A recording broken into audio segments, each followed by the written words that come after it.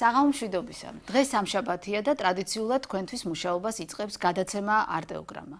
დღევანდელი ჩვენი გადაცემა მთლიანად თეატრის და თეატრთან დაკავშირებულ საკითხებს ეძღვნება. პირველ ნახევარში გადაცემის მინდა ვისაუბრო ბათუმის დრამატული თეატრის შესახებ, რომელსაც ძალიან საინტერესო შემოქმედებითი ცხოვრება აქვს ახალ გარემოში. სანამ სტუდიაში გადმოვინაცვლებთ და სტუმარს წარმოგიდგენთ, ვნახოთ სიუჟეტი, რომელიც ჩვენმა კორესპონდენტმა მოამზადა. ბათუმის დრამატული თეატრის ახალმა სცენამ მოლდოველი რეჟისორის, დრამატურგისა და მსახიობის იონ საბდარუს სპექტაკლს უმასპინძლა. რეჟისორმა საკუთარ პიესაზე მსუქანი ბიჭი ნატურმორტში ბათუმელ მსახიობებთან ერთი თვის განმავლობაში იმუშავა. ძალიან საინტერესო იყო ჩემთან ისეთ რეჟისორთან მუშაობა, როგორიც არის ბატონ იონ საბდარუ და რეპეტიციების პროცესი მიდიოდა მართლა ძალიან საინტერესო და რაც მთავარია დრო იყო ძალიან ცოტა, თვენახევარი. ფაქტიურად ტექსტი და შეგუებები, გარკვეული შეგუებები, ყველაფერი ხდებოდა სცენაზე და ეს იყო ძალიან ორგანული. უბრალოდ ამ სპექტაკლს ეყოლება მაყურებელი, იმიტომ რომ ძალიან საინტერესო თემაა, გლობალური თემა არ არის კონკრეტულად ერთი პიროვნების, ალბათ ბევრი ადამიანი დაინახავს თავის თავს. სევდიანი კომედია. ევროპის ქვეყნების სცენებიდან ბათუმში გადმონაცვლებული სევდიანი კომედიის პრემიერა ახალ სცენაზე 9 აგვისტოს შედგა. მოლდოველი რეჟისორი ქართველი მაყურებლის გულწრფელობით მოიხიბლა და იმედოვნებს, რომ მისმა მოწვევამ ამ ქალაქში გაამართლა. ბათუმის თეატრში პირველად დავდგა სპექტაკლი, რომელზეც მუშაობა ამ გუნდთან ერთად ძალიან საინტერესო იყო. ბათუმი უცხო და თეატრალური ქალაქია. მე ვესწრებოდი ამ ქალაქში რამოდენიმე სპექტაკლს და მინდა აღვნიშნო, რომ ბათუმის გულწრფელი მაყურებელი ხარ. თუ რაიმე მოსწონთ ან არ მოსწონთ, ამას აუცილებლად დაინახავ მაყურებლის სახეზე. რაც ძალიან მნიშვნელოვანია ჩემთვის. მიხარია, რომ ამ ქალაქში მომიწვიეს და ვიმედოვნებ, რომ ეს მოწვევა გავამართლე.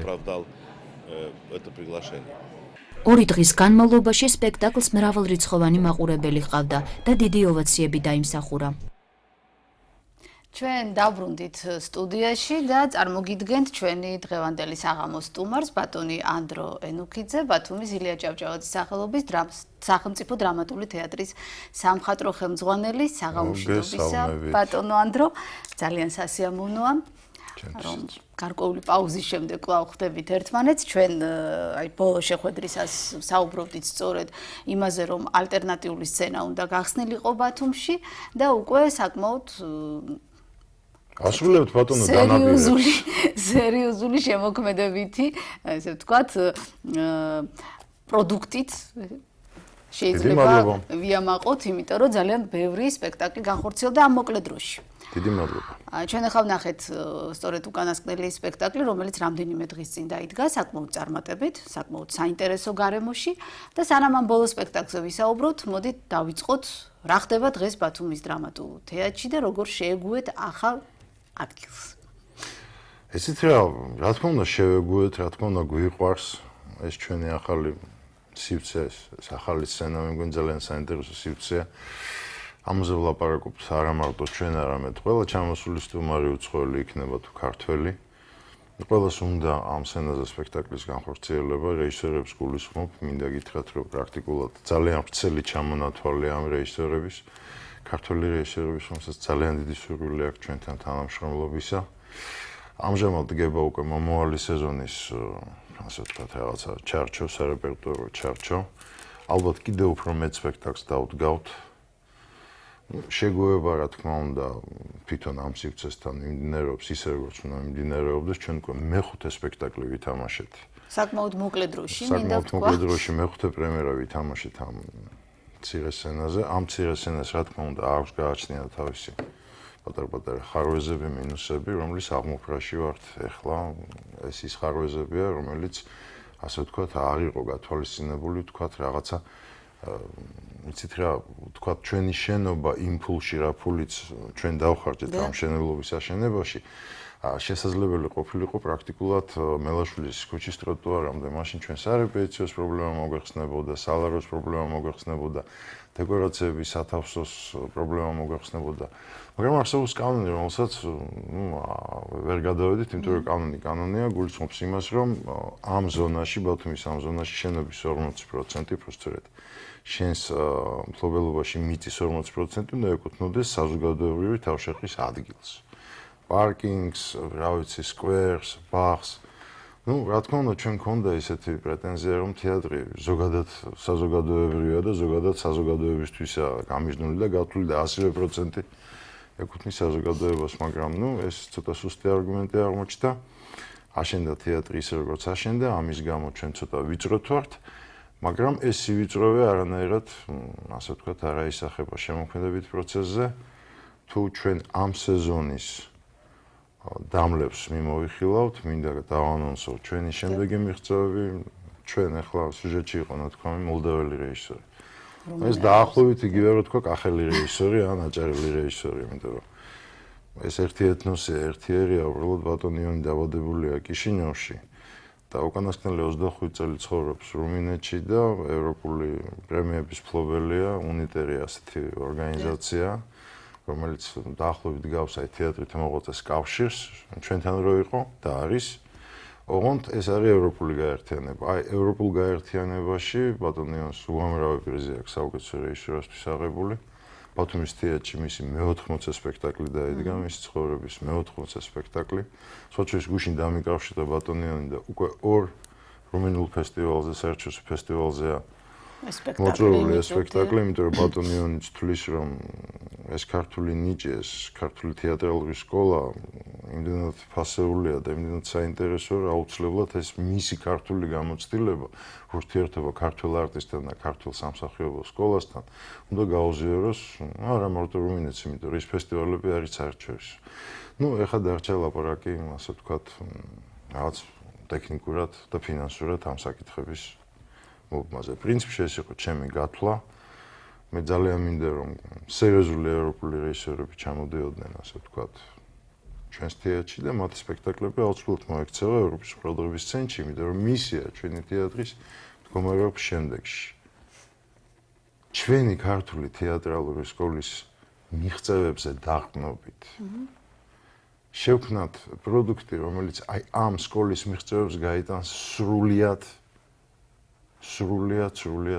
სამყაროში, თეატრალურ სამყაროში და ბათუმი გახდეს ევროპის თეატრალურ რუკაზე ძალიან შესამჩნევი ადგილი. აი ამას სჭირდება რამოდენიმე ეტაპი. პირველ რიგში ჩვენ უნდა მოვიგოთ ბათუმელის გული. ბათუმელი მაყურებლის გული, იმიტომ რომ მე არ ვჯერ ესე წარმატების, რომელიც იქ რაღაცა ტაში დაგვიგრეს, დაგვაყარეს ყვავილები და გვადიდეს და აქ ფუყეთ ხარ, აქ სხვათა შორის ამ ბოლო სპექტაკლმა ერთი ძალიან მნიშვნელოვანი მომენტი გამოკვეთა, ყველასთვის კარგად ცნობილია ჩვენი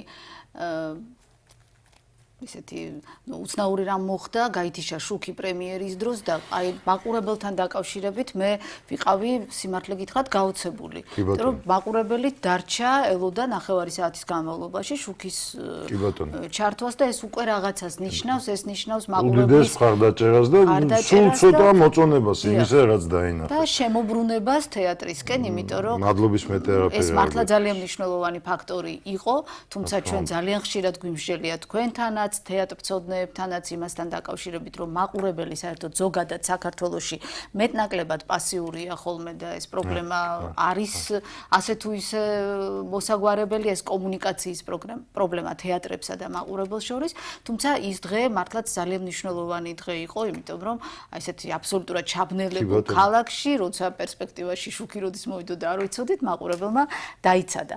ნუ ხელისუფლების წარმომადგენლებმაც დაგვეხმარან, იმიტომ რომ ჩვენ გადავრეკეთ და შეგვიდნენ რომ პირველ რიგში თეატრში მოვა შუქი და მართლაც ასე მოხდა. მე არ ვიცი რამდენად პირველ რიგში. ალბათ საავადმყოფოებშიც მივიდა შუქი და ეს ასეც უნდა იყოს, მაგრამ აი როგორც კი გაჩნდა შუქის შანსი, ეგრევე მოვიდა თეატრში და მადლობის მეტერაპია არ მეთქვის ორივე მისამართით. დიდი მადლობა მსახიობებს, რომლებმაც როგორია შეწყვეტა სპექტაკლის, ეს ყველა ხელოვანმა იცის და გაგრძელება მე და ეს მადლობაა თქვენ მხრიდან უნდა ითქვას. მე რა თქმა უნდა კულუარულად ჩუმად მადლობა გადავუხადე, შევაქე, მაგრამ ეს მათი პროფესიის შემადგენელი ნაწილი. ძალიან დიდი სტრესი იყო ყველა. ძალიან კარგი ჯგუფი მუშაობდა სპექტაკლზე, ყველა პროფესიონალია, ისე როგორც მთელ დასში, მე ძალიან კმაყოფილი ვარ და ძალიან მიყვარს და მომწონს ჩემი დასი სრულიად. ამას კოკეტობის გარეშე ვლაპარაკობ, წინა ჩემ სპექტაკლში 22 კაცი იდგა სცენაზე. პრაქტიკულად მთელი დასი იდგა სცენაზე და ძალიან კარგი დასია, მათგან მე ეს აქცელი არ გამიკვირდა. ეხლა მოვუწევთ კიდე ძალიან მნიშვნელოვანი ეტაპის დაძლევა, მეორე უცხოელი ჩამოდის ჩვენთან, ბუკვალურად 17-ია დანიშნული პირველი რეპეტიცია. ეს არის ბრიტანელი რეჟისორი ბატონი თარიქ ისკანდერი, წარმოშობით არის ეგვიპტელი, მაგრამ დაბადებული უკვე ლონდონში, ბრიტანეთში, მისი მშობლები იყვნენ ემიგრანტები. ძალიან საინტერესო რეჟისორი, მინდა გითხრათ, რომ აი აქ ამთავრებს სპექტაკლს და მიდის ბარბაკანში სპექტაკლის დასადგმელად, ეს არის ერთ-ერთი ყველაზე პოპულარული და ყველაზე ცნობილი ლონდონური თეატრი. ასეთ შემთხვევაში ბატონო ანდრო, როგორ ხდება სპექტაკლის პიესის შერჩევა? ეს თქვენგან შეთანხმებით რა თქმა უნდა, ეს არის ჩემი თხოვნა, იმიტომ რომ ამ პროექტს მეორეობს შუამდგომლობას გვიწევს ბრიტანეთის საბჭო, აჭარის განათლების, კულტურის და სპორტის სამინისტრო, რომლებმაც ორთავე სუბიექტმა ამ ასე ვთქვათ მოლაპარაკების ვკითხეს, რა გჭირდებათ თქვენი, რა ჭირდება თეატრს და ჩვენი ამოცანაა ამ შემთხვევაში ისეთი პროდუქტის მიღება, რომელიც რაღაცნაირად აღზრდის მაყურებელს აი მომავალ თაობას აი იმ უფროსების დიდების თეატრისთვის. ჩვენ გვინდა რომ ეს იყოს სახმაწვილო სპექტაკლი, ეს პიესა არის თანამედროვე ინგლისური პიესა, რომელიც დაყრდნობილია შექსპირის ზამთრის ზღაპრის მიხედვითაა შექმნილი ეს პიესა. ანუ ისტორიაა გათამაშებული, როგორ დგავენ ამ ზამთრის ზღაპარს. სპექტაკლი იქნება ალბათ 1 საათიანი, გათვლილია რაღაცა ის საყმაწვილო ასაკზე, ანუ ჩვენ ძალიან გვჭირდება რომ აი იმ მაყურებელს რომელსაც რაღაც სოციალური თუ რაღაც სხვა მიზეზების გამო უჭირთ თქვა თეატრის აღქმა, უჭირთ იმის გაგება რომ თეატრი მხოლოდ და მხოლოდ მეგობარია შენი და მეტი არაფერი რომ თეატრ შეუძლია ძალიან დიდი სარგებელი მოგიტანოს და რომ ეს არაა ზოგადად მოსაწყენი რამ, აი მათ გაუღვიოთ ცოცხალი ინტერესი თეატრის მიმართ. ეს სპექტაკლი მთლიანად მოემსახურება აი ამ ამოცანას და მე ძალიან დიდი და საინტერესო იმედები მაქვს ამ სპექტაკლის.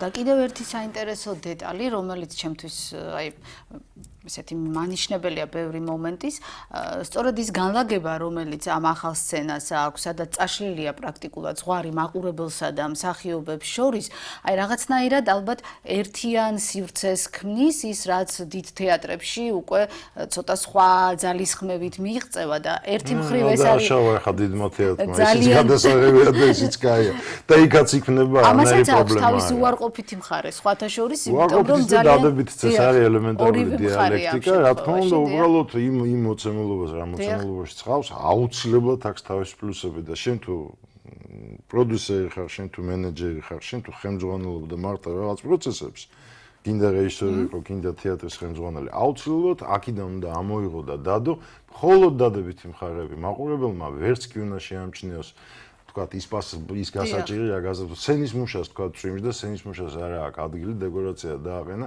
გადასალაგებელი აქვს თქვათ რეკვიზიტი მძიმე ან რაღაც კედელი ანტრაქტიდან თქვათ ანტრაქტის დროს აქტიდან აქტამდე და იმისთვის რომ ეს გააკეთოთ დგას წვიმაში და სველდება ელემენტარულად და ბათუმური წვიმა მოგეხსენებათ რა უბედურება ეს პრობლემები ჯერ კიდევ გვაქვს და ძალიან დიდი იმედი გვაქვს რომ საერთო ძალისხმევით ამ პრობლემასაც საბოლოო ჯამში მოვუვლით ეს დისკომფორტი არავინ არ უნდა შეამჩნიოს და ჩვენ უნდა დავდოთ და ვაჩვენოთ მაყურებელს მხოლოდ პლუსები, მხოლოდ პოზიტიური მხარე. აბსოლუტურად სწორედ აღნიშნეთ, ნებისმიერი ასეთი მცირე სცენის პეცი ზუსტად ამაშია, რომ აი რაღაც ერთობლიობაში იბადება და იქნება, თქვათ, ის ხელოვნების აქტი, სახელოვნებო აქტი, რომელსაც ქვია სპექტაკლი. მსახიობებისთვის არის ეს რა თქმა უნდა, ეს ახალი თამაშის ხერხია. არ ვიცი რამდენად კომფორტი. თლად კომფორტი არ არის, ჩვენ ხა ვითამაშეთ. მე რამდენი პრემიერა მეხუთე და ნელ-ნელა ვეჩვევით, მაგრამ აი ასე პრაქტიკულად კინოხერხით ვუწევთ მუშაობა. და რეაქციების აბსოლუტურად ასეთი პირდაპირ უშუალო თვალში ხედავს. მინდა გითხრათ და ამაზე არ თქმა არ შემიძლია, ოდნავ ამაყი ვარ, ოდნავ გახარებული ვარ.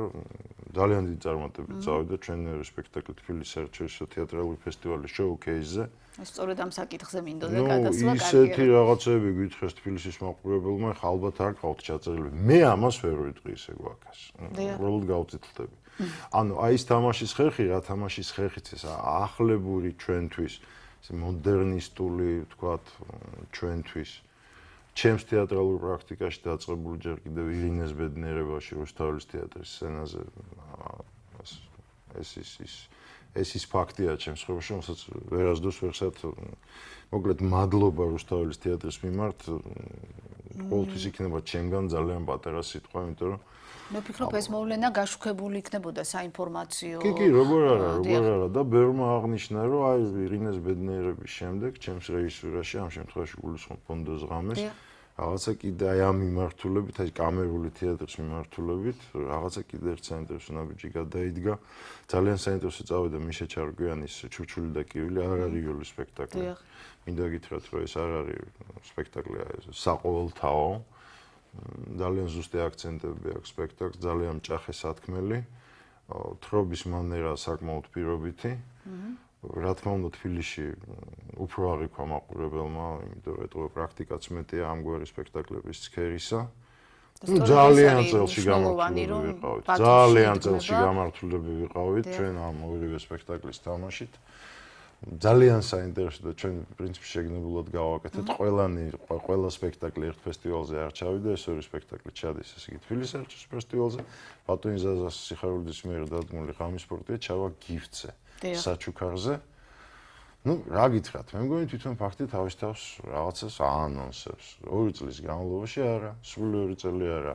წელიწად და 8 თვეში ჩვენ ჩავიტანეთ თბილისში 5 ახალი სპექტაკლი. თან იმ პირობებში, როცა თქვენ გამოხოდით თეატრიდან და აბსოლუტურად ახალი ცხოვრება დაიწყეთ. ეს არ არის იოლი, ეს პირველ რიგში არ არის იოლი არტისტისთვის, დასისთვის, ეს არ არის იოლი სტაფისთვის, ეს არ არის იოლი ტექნიკური პერსონალისთვის. ეს ყველაფერი ხდება, მინდა გითხრათ, ჯანმრთელობის ფასად. საშინელი ფაქტი მოხდა. უბრალოდ მინდა ვისარგებლოთ თქვენ ეთერი და კიდევ ერთხელ ვთქვა, რომ კაცი რომელიც რეალურად ააშენა ეს თეატრი, ჩვენი დირექტორი, ბატონ ლევან წოწორია, აღარ არის. აღარ არის და მივაბარეთ მიწას ნათელში ამ ყოფილს ღმერთმა. უდიდესი პიროვნება, უდიდესი ბათუმელი, უდიდესი ქართველი კაცი, რომლის ტაქტის, იუმორის და ოპტიმიზმის წყალობით შესაძლებელი გახდა ყოველივე ეს ჯვრები, რა ჯვრებიც მოხდა ჩვენ თეატრში. რა ვიცი, მის ხსოვნას მადლობა, მის ოჯახს მადლობა, მადლობა გარდაცვლილ დედმამას, რა ასეთი მის საძმაკაცს, ასეთი ძმაკაცი რო ყავდათ და მთელ ჩვენ დას, მთელ ჩვენ კოლექტივს, იმიტომ რომ წელიწად ნახევარში ისეთი ურთიერთგავგება გაჩნდა ამ ორ სუბიექტს შორის, თეატრს და ბატონ ლევანს შორის, რომ რა ვიცი, იდეალური დირექტორი არსებობდა საქართველოში, იდეალური თეატრალური დირექტორი და იდეალი ისეთი რამეა, როცა არსებობს უცბად დიდხანს არ არის ხოლმე იდეალი სამწუხაროდ, იდეალური სიტუაცია. უცებ ხდება ხოლმე და რა ვიცი, რა ვიცი.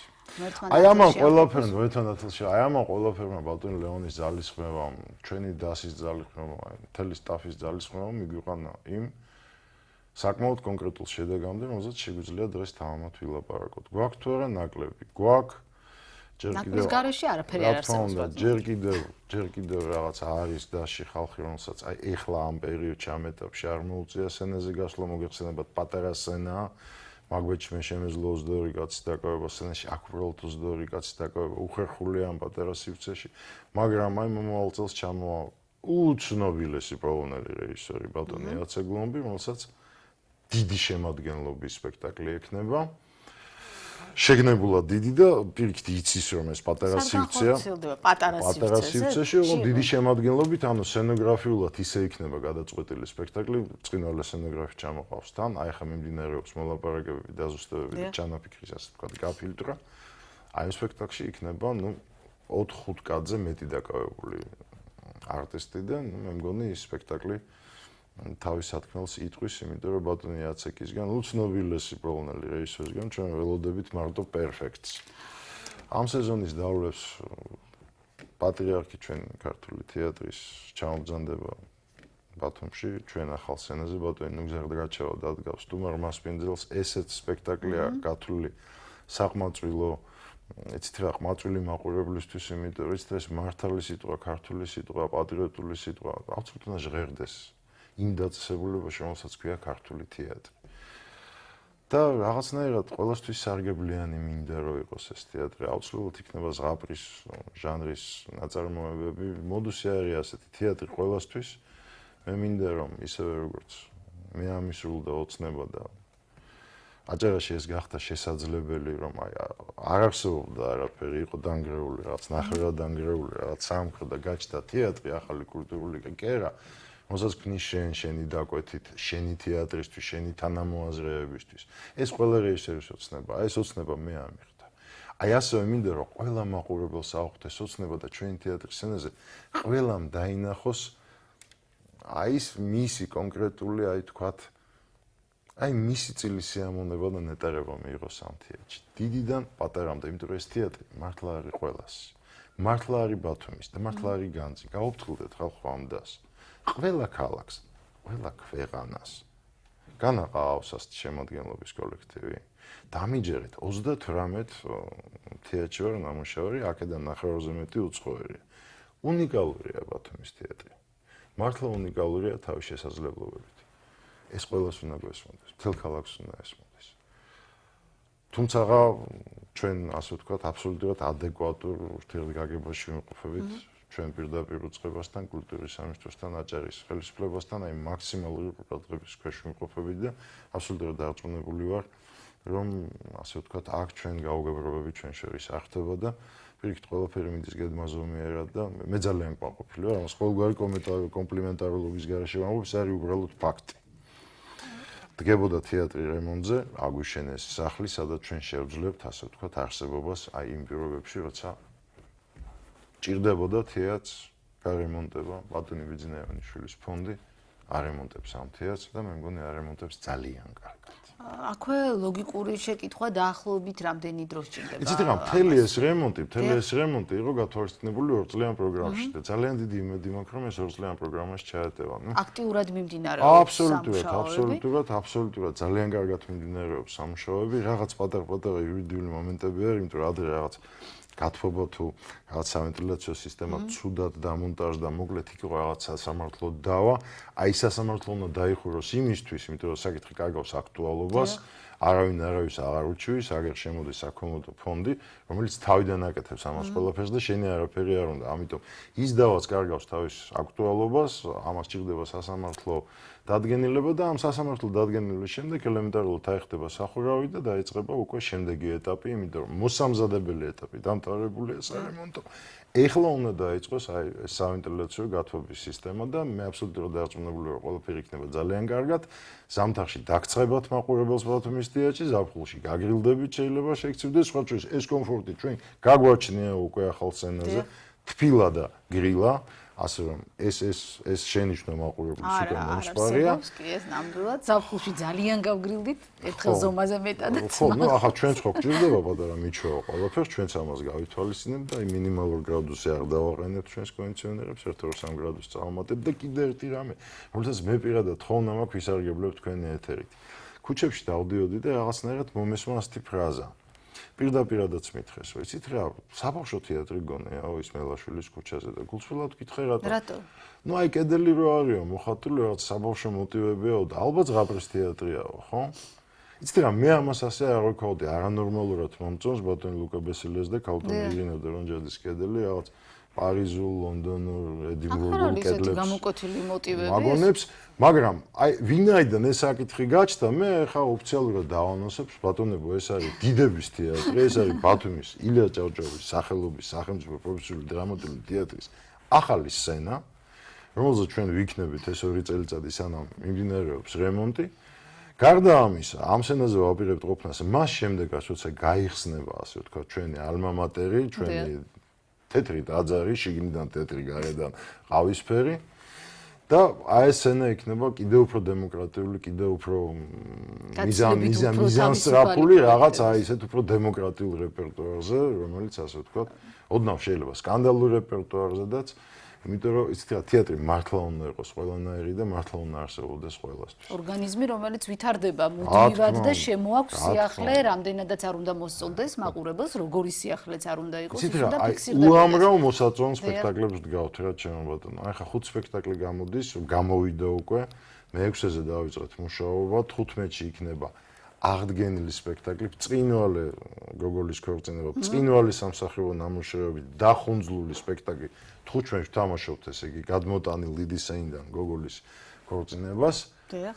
წლის ბოლომდე ჩვენს ახალ სცენაზე მე პირობა მივეცი მაყურებელს, ბათუმს, უწყებას, სამინისტროს, ყველას, რომ წლის ბოლომდე ჩვენი ახალი სცენის რეპერტუარი უნდა შეადგენდეს 9 სპექტაკლს.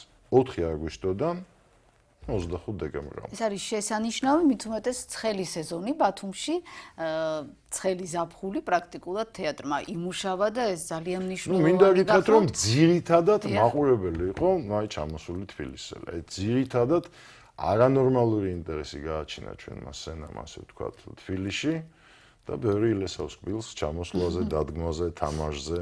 უბრალოდ ჩვენ ხარკცალია იმისთვის, რომ ბევრი კოლექტივი მოვიწვიოთ საგასტროლოდ. იმდენად მჭიდროა ჩვენი პროგრამა, რომ აი წელს რაღაც ცოტა ვაწყეინეთ ჩვენი სტუმრები საგასტროლოდ თამაშობთ, იმიტომ რომ ნუ ახლა რუმინელი წავიდა, პოლონელი ჩამოვიდა, პოლონელი წავიდა, ქართველი ჩამოვიდეს.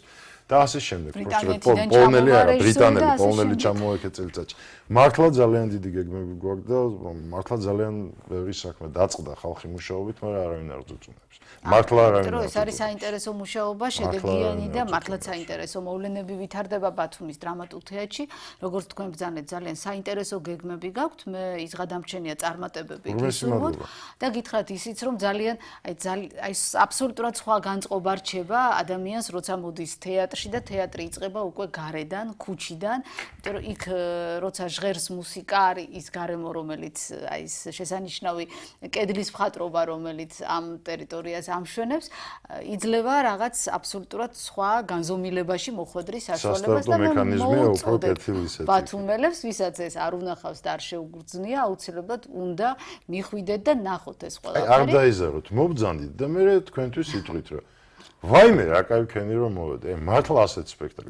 მართლა ძალიან დიდი ოსტატის მე ლაითია ესეთი წყნარია, თითქოს რომ დაგამშვიდებს ეს სპექტაკლი, მაგრამ ამოდროულად ბევრს იცინებ, მაგრამ აი დაფიქრებულად იცინებ. ძალიან ბევრი ნიშანდობლივი ფაქტორი შეიძლება გაჟღერდეს და ადამიანს სხვადასხვა განცდები აღუძრას.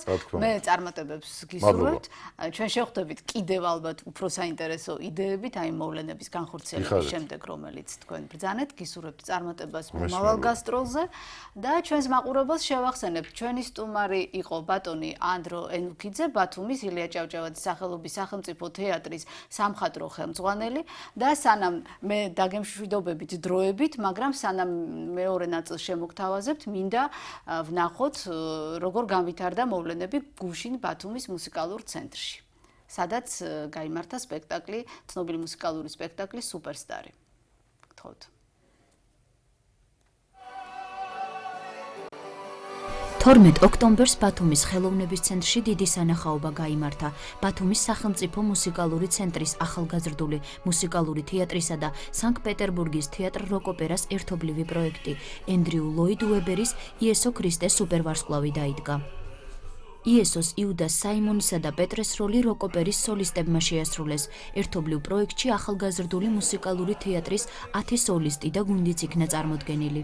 პრემიერა წარმატებით ჩატარდა, გასაოცარი შეგრძნება და სიყვარული მაქვს იმ ხალხის მიმართ, ვინც დარბაზში იმყოფებოდა. მაყურებელმა მიგვიღო ჩვენ. როგორც მოველოდით, რა თქმა უნდა, ძალიან კარგი გამოვიდა და იმედია მაყურებელსაც მოეწონა ეს ყველაფერი. რადგან ვიმუშაოთ, ჩემთვის პრინციპში არაფერი არ შესულა, იგივე სცენები, იგივე ყველაფერი, ერთი პარტნიორი შემეცვალა, რუსი პარტნიორი მყავდა და ცოტა რაღაც სიახლე, რა თქმა უნდა, რაღაც კარი ძალიან დიდი სიახლე იყო, უცებ 13 სპექტაკლის მერე, უცებ ერთ სპექტაკლს თამაშობ სხვა ადამიანთან. თეატრის სამხატვრო ხელმძღვანელის თქმით, ახალგაზრდული მუსიკალური თეატრისა და სანქტ-პეტერბურგის თეატრის პირველმა ერთობლივმა პროექტმა გაამართლა, რაც მათი სამომავლო თანამშრომლობის წინაპირობაა. საკმაოდ კარგად შეერწყნენ ეს მსახიობები, სოლისტები ჩვენს დასს. ერთობლივი პროექტი ერთი იმით არის კარგი, რომ ეხლა თეატრებს შორის მეგობრობა ჩამოყალიბდა. ალბათ ეხლა ეს ყველაფერი სავარაუდოა, მაგრამ ალბათ კიდე ჩამოვლენ, ჩვენც წავალთ იქ ვითამაშებთ. ეს არის მუსიკალური ცენტრის დირექციის ინიციატივა და ასეთი რაღაცები ძალიან კარგია დასისთვის.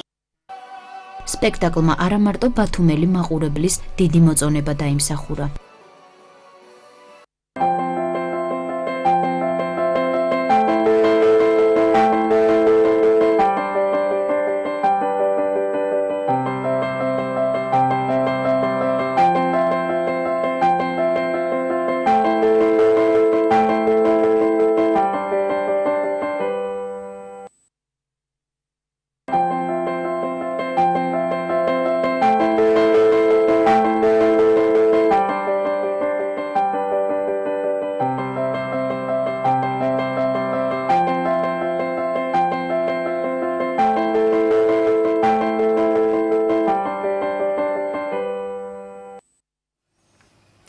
არტეოგრამა აგრძელებს პირდაპირ ეთერში მუშაობას.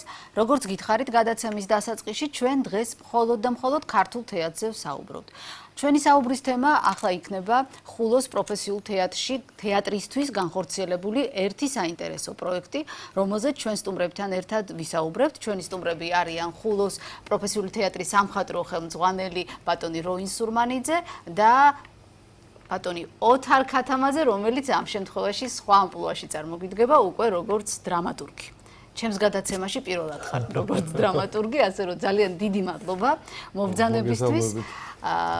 ძალიან საინტერესო პროექტის შესახებ უნდა ვისაუბროთ დღეს, იმიტომ რომ ქართული თანამედროვე დრამატურგიის პოპულარიზაცია ზოგადად და ამ დრამატურგიის თეატრში გამოყენების პროცესი ერთ-ერთი აქტუალური საკითხი გახლავთ დღეს, იმიტომ რომ იქმნება ძალიან ბევრი საინტერესო პიესა ქართულ თანამედროვე სივრცეში. ამის ერთ-ერთი მაგალითი ამ ზაფხულს განხორციელებული მონოსპექტაკლების ფესტივალიც გახლდათ და ძალიან კარგია რომ ხულოს თეატრი ამ მოვლენას ეხმაურება და დღეს ქართული დრამატურგები წერენ სპექტაკლებს ხულოს თეატრისთვის. გთხოვთ ბატონო როინ, როგორ ვითარდება ეს მოვლენები თქვენი თეატრის ირგვლივ?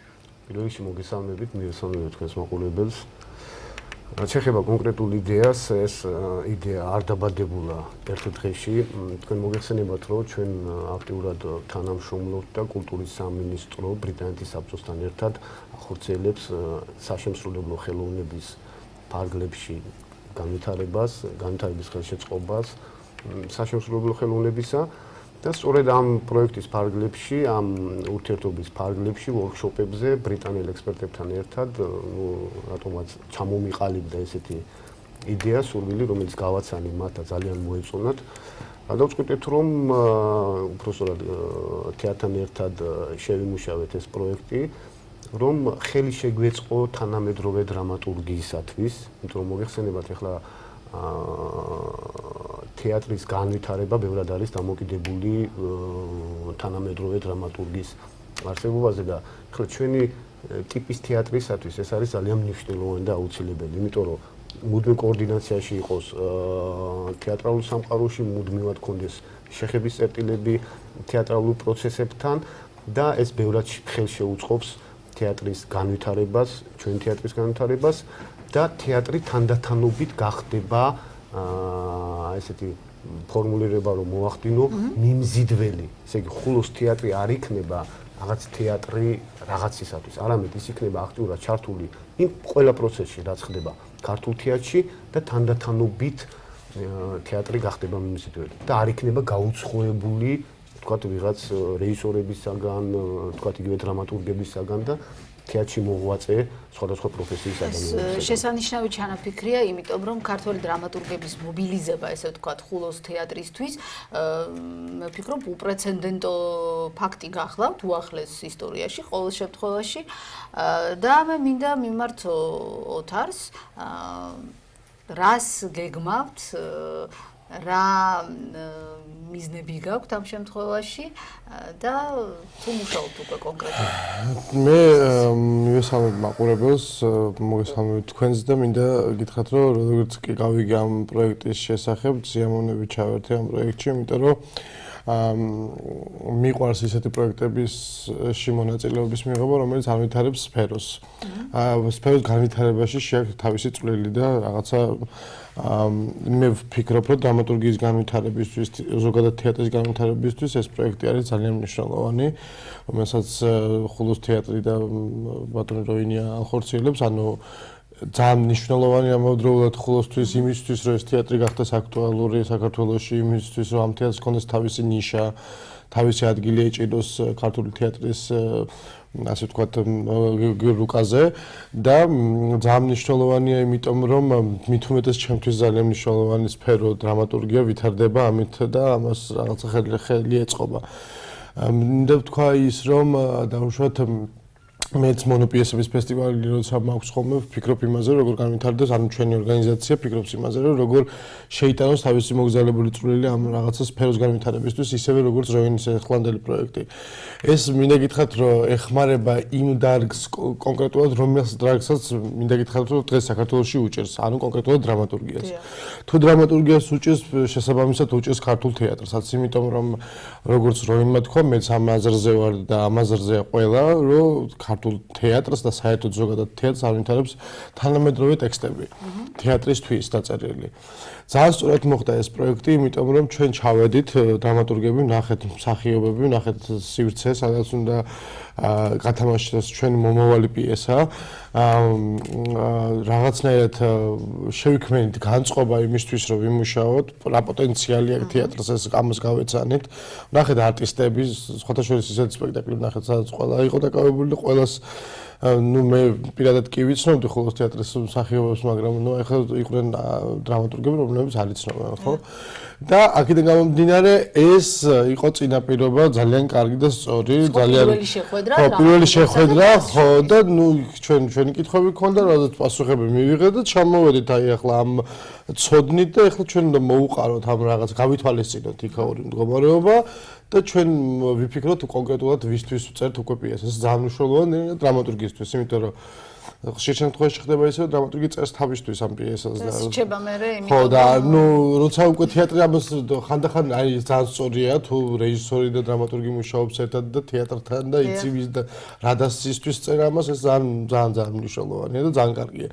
ამიტომ ეს ძალიან სწორად მოხდა, სწორად ქონდათ გაანალიზებული და ნუ საერთოდ სწორი პროექტია ჩემი აზრით და მე ვფიქრობ, რომ ამ პროექტს აქვს თავის პოტენციალი, იმედია სამომავლოდ სამინისტროც ამას ყურად იღებს და გახდის ამ პროექტს პროგრამულს და სხვადასხვა თეატრებთან მიმართებაში ეს პროექტი ალბათ ძალიან საინტერესო შედეგს გამოიღებს. კი, რასაკვირველია, გარდა ამისა, ხულოს თეატრი გახდება ფონდი, თანამედროვე დრამატურგიის რაღაცა ამ პროექტში დაწერილი ამ პროექტის ფარგლებში დაწერილი პიესების ეს იქნება საცავი იქნება ხულოს თეატრი. აი საინტერესო მომენტია, ეს პიესები დარჩება ხულოს თეატრში საბოლოოდ? აი და საავტორო უფლება გექნებას თუ როგორ არის? ნამდვილად არა, მე გეტყვით ახლა აქვე დავამატებ იმას, რომ ამის შემდეგ მთელი რიგი საინტერესო პროცესები დაიწყება ესეთ თეატრში, იმიტომ რომ სპეციალურად შექმნილი ჟიური უკვე ნოემბრის დასაწყისში ეს ჟიური არსებობს უკვე თუ საიდუმლოა? არა, ეს არის გასაიდუმლოებული.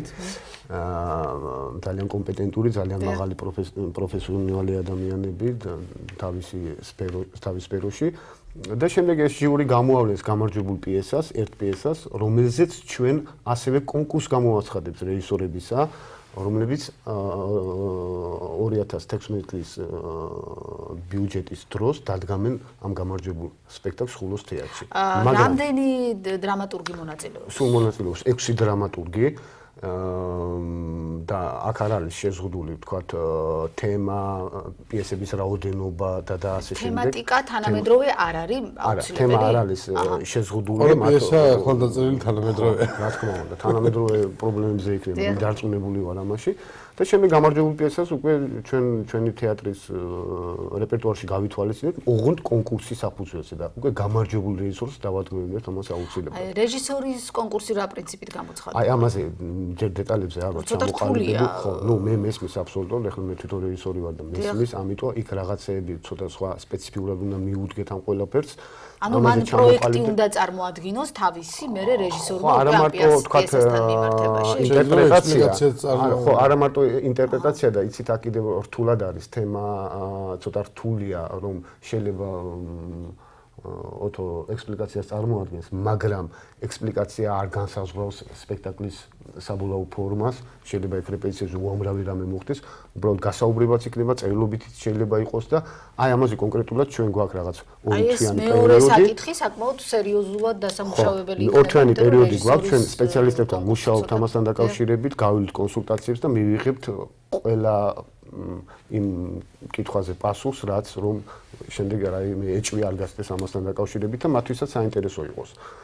და ასევე მე ვფიქრობ, რომ ეს პროექტი და მე არ შემიძლია არ აღვნიშნო, რომ სამინისტრომ აჭარის ავტონომიური რესპუბლიკის განათლების, კულტურისა და სპორტის სამინისტრო ამას ერთსულ უნდა დაუჭირა მხარი და ამ პროექტით უკვე გამოიკვეთა ამ თეატრის შემოქმედებითი მიმართულება, რომ ჩვენ ორიენტირებული ვართ თანამედროვე დრამატურგიაზე და რატო არის ეს კარგი რეგიონული თეატრებისათვის განსაკუთრებით, როცა რეგიონული თეატრს კონკრეტული ხედვა და მისია გააჩნია შემოქმედებით, იმიტომ რომ როცა რეჟისორი ჩამოდის თეატრში, ის არ ჩამოდის როგორც მას უნდა და რაც მას უნდა იმას არ დადგავს.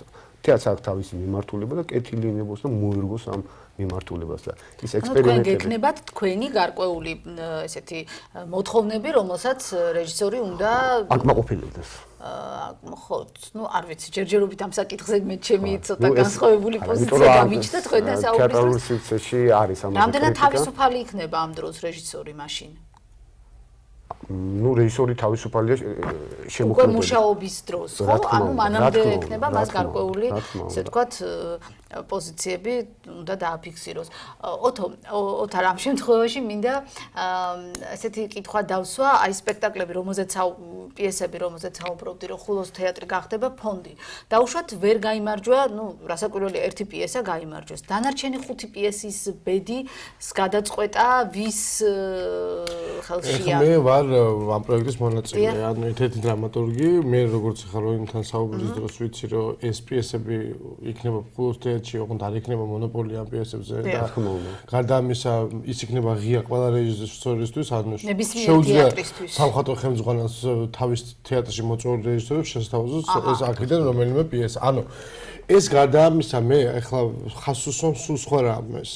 თეატრი რომელიც აკეთებს მსგავს პროექტებს, ის არავითარ შემთხვევაში არ უნდა გახდეს ასე ვთქვათ ბატონ-პატრონი ამ პროექტებს, ამ პიესების, იმიტომ რომ მაშინ შენ თვითონ მეწინააღმდეგები შენს იდეას. ესე იგი გამოდის, რომ ან ვითარებ დარგს და არ აძლევს სხვა საშუალებას, რომ დადგას ის შექმნილი პიესა, ხო? ეს ნონსენსია, აბსურდია და უბრალოდ აქ მე სამომავლოდ ჩემი რჩევა იქნება ისევე როგორც მონოპიესების ფესტივალში ჩვენ გავაკეთეთ, რომ აუცილებლად უნდა გამოიცეს რამე კრებული.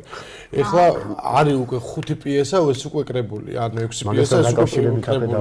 მე შეცდომა კი არა ელემენტარულად გამურჩა ეს ყველაფერი ხედველობიდან.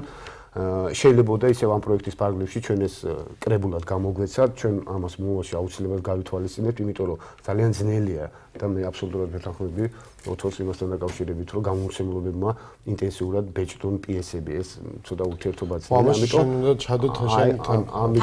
ამიტომ აი ეს მე გამომრჩა უბრალოდ და მე ვფიქრობ რომ სამის ამაზე წინააღმდეგი ნამდვილად არ წავიდო და მოაში აუცილებლად გავითვალისწინებ და აქვე მონოპოლიასთან დაკავშირებით გეტყვით, რომ ჩვენ შეიძლება ყველა სპექტაკლი ეს პიესა დავდგათ თეატრში. ხულოში? არა მარტო ხულოში, ჩვენ გვაქვს კავშირები სხვადასხვა თეატრებთან და გადაუგზავნოთ ეს პიესები თეატრებში. რაღაც აი იგივე რეგიონალური ქსელი, რომელიც ატარებს ყოველწლიურად ფესტივალს ფოჩი და წელს პირველი პრეცედენტი იყო ამასთან დაკავშირებით. ჩვენ მუდმივი კავშირები გვაქვს ამ თეატრებთან და ჩვენ გადაუგზავნით ამათ, იქნებინმე თუ დაინტერესდება. მე ასე მაინც ესეთი მომენტი ჩემთვის უბრალოდ როგორც ჩვეულებრივი ადამიანისთვის და ამავე დროს ლაპარაკობ დაუშვათ იმ დრამატურგების პოზიციიდან, მე მოვიტანე თქვენთან პიესამ ვერ გაიმარჯვა, მაგრამ მე მინდა ეს პიესა ვიღაცა შევთავაზო დასადგმელად. მაქვს თუ არა ამის უფლება. ნამდვილად გაქვთ ამის უფლება. ანუ მეტიც შენ მიიტანე ისეთ ადგილას ეს თეატრი,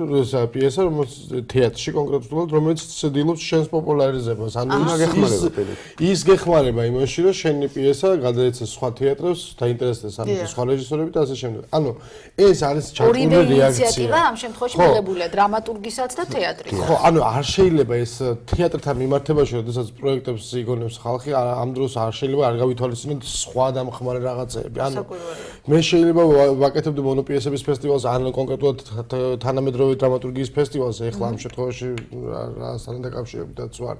და აქვე არ ვითვალისწინებდეთ იმას, რომ ის დრამატურგი, რომელიც შენ მიიღე იმის პიესა, რომ ანუ დაიდგას სხვადასხვა თეატრებში, შენ ხარ პირველი ამის წყაროები, შენი პროექტის პარალელში გაკეთდა ეს. ანუ შენთან იყრეს ყველაფერი თავს და შენ თვითონვე ხარ ლობისტი ყველა დრამატურგის. ანუ ეს ესეთი უწყვეტი პროცესია და მე ვფიქრობ, რომ ქართულ თეატრებს კომუნიკაციის პრობლემა აქვს ერთმანეთში ან რეგიონალურ თეატრებს და თანაც ანუ ეს არის ამნიშნულოვანი ფესტივალმა ეს კომუნიკაციის რაღაც საწყისი ელემენტები კი ეს არის ფესტივალი ეს არის კონკრეტული ერთი დღე ორი დღე ან ერთი კვირა მაგრამ უნდა არსებობდეს რაღაცა კავშირი ამ არა თეატრალური მოღვაწეთა კავშირი, იმიტომ რომ ისინი სხვა საქმით არიან დაკავებული. ზოგადად კომუნიკაცია. უფრო პრაქტიკული რაღაცა არის საჭირო, რაღაცა უფრო პრაქტიკული ორგანიზაცია შეიქმნას, რომელიც ერთმანეთში გაცვლის ინფორმაციას ელემენტარულად. ანუ თუ დავუშვათ ხულოს თეატრში კეთდება სპექტაკლი, ხო? ამის პიარზე, ამის თავის რესურსი რითიც შეუძლეს სხვა თეატრებმა უნდა დაეხმარონ. იგივე დავუშვათ ახალციხეში თუ რაღაცა ფესტივალი ტარდება, იგივე ხულოს თეატრში აქვს წვლილი.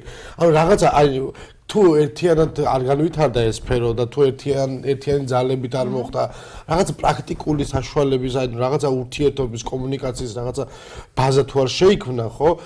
გაგვიჭირდება ესე ცალკე ხულოს თეატრმა იბრძოლოს და იმუშაოს, ცალკე ახალციხის, ცალკე ფოთის და ასე შემდეგ. დღეს კომუნიკაცია პრინციპში უფრო ნაკლებად პრობლემური საკითხია, იმიტომ რომ არსებობს ელექტრონული ქსელი, რომელთაც შეიძლება, თუმცა ესეც არ არის სამწუხაროდ. ხო, ანუ სტრატეგია უნდა არსებობდეს, საინტერესო პროცესები მიდის ეს მონოპოლიური ამბობ, მაგრამ აი ეს ამ ტიპის კომუნიკაციაც კი არ არსებობს ძალიან ხშირად სხვადასხვა მაგალითად დავუშვათ თამაშდება ხვალთუზე პრემიერა რომელ ქალაქში თუ რომელ რეგიონში. და ესაა ძალიან მარტივი, დავუშვათ გასაგები და მარტივად მისაწოდებელი, თუმცა ეს პროცესი ჯერჯერობით ჩვენს ქვეყანაში კიდე არ არის ბოლომდე დალაგებული. მე ვფიქრობ, რომ ძალიან საინტერესო პროცესები მიდის უკვე ქართულ თეატრში, თუნდაც იმასთან დაკავშირებით, რომ აგერ გორში არის კომედიის ფესტივალი, ქუთაისში თეატრალური ემერეთი, გერფოთში რეგიონალური თეატრალური ფესტივალი, აგერ ახალციხეში ქართული დრამატურგიის ფესტივალი. აი ესეთი ფესტივალი კერების გაჩენა რეგიონებში აუცილებლად რაღაც თუ მიგვიყვანს იმ კომუნიკაციამდე მჭიდრო და უბრალოდ არ უნდა კონდეს ერთჯერადი ხასიათი. არა, ნამდვილად არ უნდა კონდეს. ხო, მე ისე თქვა მინდა იცი. აი და უკვე რაღაც ნიადაგი უნდა მომწიფდეს ანალოგიური ბათუმში. ახერხებს თეატრები, აი სხვადასხვა რეგიონის თეატრი ახერხებს თუ არა აი ამ სხვადასხვა ადგილებში მოხვედრას. ეს ხო ყველაფერი ფინანსებთან არის დაკავშირებული და ფინანსებთან, მაგრამ არც ისეთ დიდ თანხებთან არის დაკავშირებული, იმიტომ რომ ფესტივალი თავის მხრივ რაღაცაებს იღებს, შეიძლება აქ იყოს ტრანსპორტირება, ეს არ არის დიდ თანხებთან დაკავშირებული, ეს ნებისმიერ თეატრს გააჩნია და ნებისმიერ თეატრს მიუწვდება ამაზე ხელი.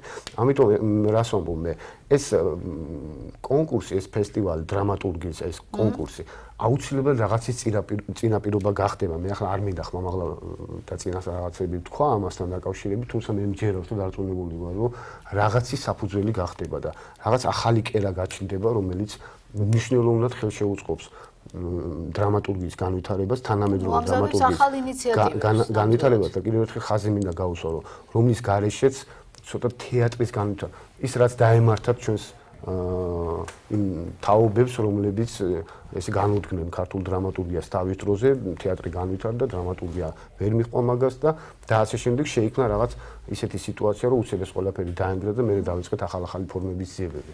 ოთარს დავასრულებინოთ მისი აზრი და უკვე ნელ-ნელა ჩვენც. ხო, ნუ ანუ მე იმ აზრს თან დაკავშირებით გამოთქვი უკვე საბოლოოდ, ანუ ის თქვა მინდა რომ კომუნიკაციაში ვიგულისხმობ იმას, რომ თეატრებს უნდა ქონდეთ რაღაც სტრატეგიული რაღაც სტრატეგია უნდა შეიმუშაონ, რაღაცა დაგეგმონ, რაღაც ინფორმაციის გაცვლის კუთხით და ერთმანეთთან თანამშრომლობის კუთხით რაღაც კრიტერიუმებზე უნდა შეთანხმდნენ და რაღაცა ერთობლივად ესე უნდა განავითარონ ეს სფერო. მაგრამ მე სხვა რამის თქვა მინდა, ახლა ისევ დაუბრუნდები ამ სფეროს და დრამატურგიას და კონკრეტულად ამ პროექტს და ვიტყვი რომ პირველი პროექტია და მინდა წარმატება უსურვო ხულოს თეატრს და ბატონ როინს იმისთვის რომ ამ პირველ პროექტში და მინდა თქვა რომ რასაკვირველია პირველი პროექტი ყოველთვის არის მოსინჯვა და ამას თავის პლუსი და მინუსები ექნება და რასაკვირველია ეს პროექტი განვითარდება, მას პოტენციალი გააჩნია და იმედია სამინისტრო მეტ თანხას შეადებს ამისთვის და უფრო მასშტაბური გახდება საკმაოდ ეს პროექტი.